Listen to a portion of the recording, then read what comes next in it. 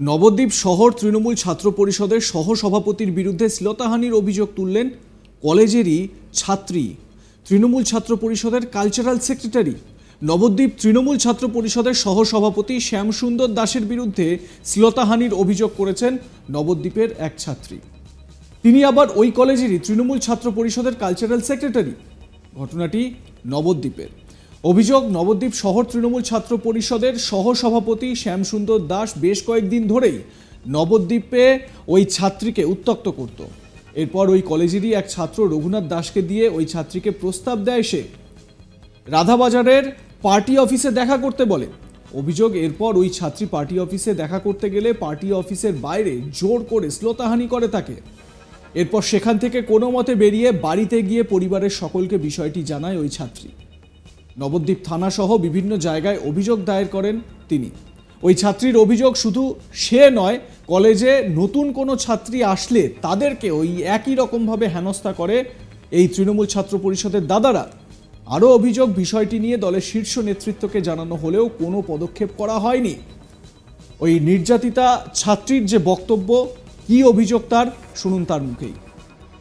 কিছুদিন আগে বছর তো আমি কলেজে ঢোকার পর থেকেই বিভিন্ন দাদারা সিনিয়র অনেক উল্টোপাল্টা মন্তব্য করে আমাকে, যে আমাকে তাদের যে সমস্ত খারাপ চিন্তা ভাবনাগুলো ছিল তাদের সাথে অ্যাগ্রি হতে হবে, আমাকে তাদের রুম শেয়ার করতে হবে, বেড শেয়ার করতে হবে। এইগুলো যদি আমি না করি তাহলে তারা আমার কলেজে আসা বন্ধ করে দেবে, আমার বাবার ব্যবসা বন্ধ করে দেবে, আমাকে কলেজে ঢুকতে দেবে না, ইভেন নবদ্বীপে আমাকে ঢুকতে দেবে না, আমার ফিউচার খারাপ করে দেবে, আমার ছবি নিয়ে উল্টোপাল্টা ব্ল্যাকমেল করে। রঘুনাথ দাস বলে একটা দাদা রয়েছে, সে আমাকে কিছুদিন আগে জানায় যে একটা সিনিয়র আমাকে পছন্দ করেছে। তো আমি তার থেকে যখন জানতে চাই যে সিনিয়রটা কে, সে আমায় নাম বলেনি। আমাদের রাধাবাজার পার্টি অফিসে একদিন আমাকে ডাকে, আমি যাই। যাওয়ার পর তারা সমস্ত সিনিয়র, সেখানে রাজদীপ চট্টোপাধ্যায়, শ্যামসুন্দর পাল, সোহান মুখার্জি, শানু, সারনেমটা আমি ঠিক জানি না, এরা ছিল।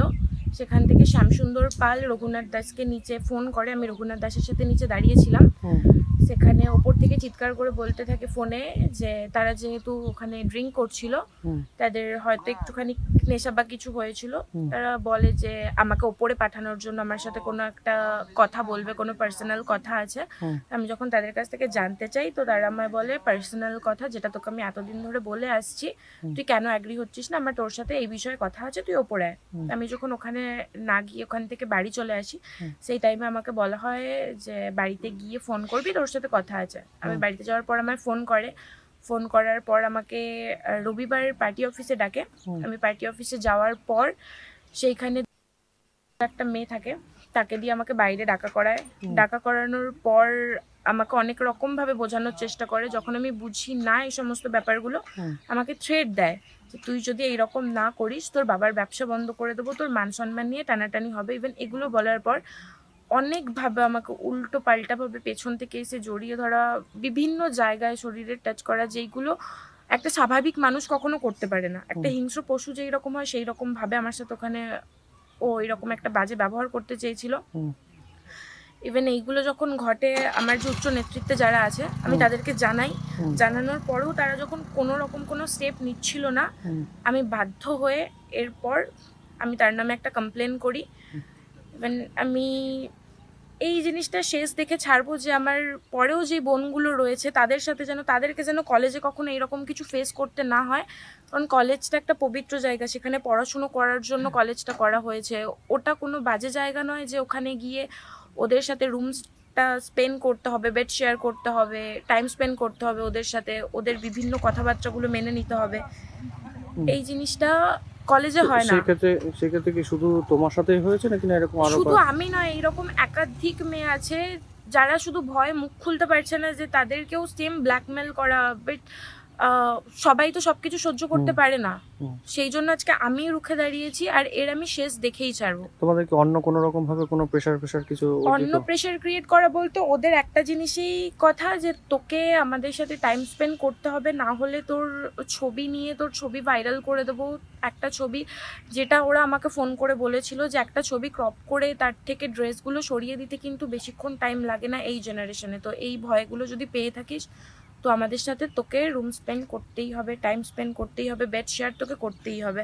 ইভেন কালকে যখন আমি কেস করি, কেস করার পর আমার কাছে ফোন আসে, আমার কাছে হুমকি আসে যে তুই কেন এই জিনিসগুলো করছিস, এরপর তোর সাথে কি হবে তুই বুঝতে পারছিস তো, তোর বাবা মাকে তো খেতে হবে, এইরকম অনেক অনেক থ্রেড আসে আমার কাছে।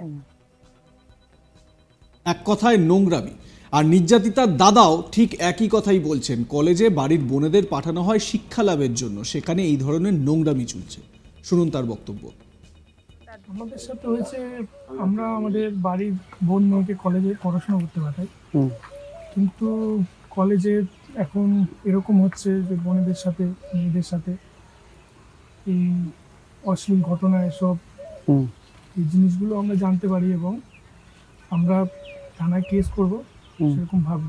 এর আগেও কি এরকম কখনো এরকম ঘটনা ঘটেছে বলে কেউ জানিয়েছে? কেউ জানায়নি, আমি বোনের মুখে আগে শুনতাম মাঝে সাঝে একটু একটু, কিন্তু এত বড় হয়ে গেছে সেই জিনিসটা বুঝতে পারিনি। কিন্তু লাস্ট যেদিনকে বললো সেদিনকে আমরা ভাবি যে থানায় কেস করবো তার নামে। যে তোমরা এখন কি চাইছো? আমরা এখন চাই দোষী যেন যথাযথ শাস্তি পাক, আমরা এটুকুই আশা করি সরকারের কাছে, পুলিশের কাছে। এবারে এই ঘটনাকে কেন্দ্র করে আসরে নেমেছে এবিভিপি। অখিল ভারতীয় বিদ্যার্থী পরিষদের নেতা শুভ দাসের দাবি, তৃণমূল ছাত্র পরিষদের বিরুদ্ধে এই অভিযোগ আগেও পেয়েছি, অভিযোগ থাকলে যেন পুলিশ অভিযুক্তকে গ্রেপ্তার করে কড়া ব্যবস্থা নেয়।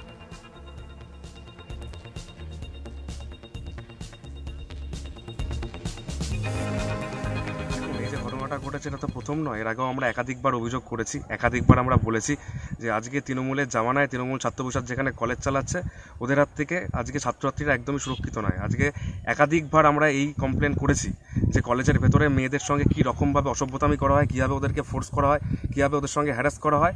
এই ঘটনা আজকে প্রমাণ করে দিল যে এতদিন ধরে আমরা যে অভিযোগগুলো করেছি এই অভিযোগটা একদম ঠিক। আজকে আমরা যেটুকুনি শুনেছি, যতদূর আমার কাছে খবর আছে, যে যেই বোনটির সঙ্গে ঘটনাটা ঘটেছে সেই বোনটিও তৃণমূল ছাত্র পরিষদ করে এবং বর্তমানে কলেজ কমিটির দায়িত্বে রয়েছে। আজকে যদি তৃণমূল ছাত্র পরিষদের কোনো মেয়ের সঙ্গে এই ঘটনাগুলো ঘটতে পারে, তাহলে আপনারাই একবার কল্পনা করে ভাবুন যে সাধারণ ছাত্রীদের সঙ্গে কলেজের ভিতরে ঠিক কী নোংরামগুলো তৃণমূল ছাত্র পরিষদ করে।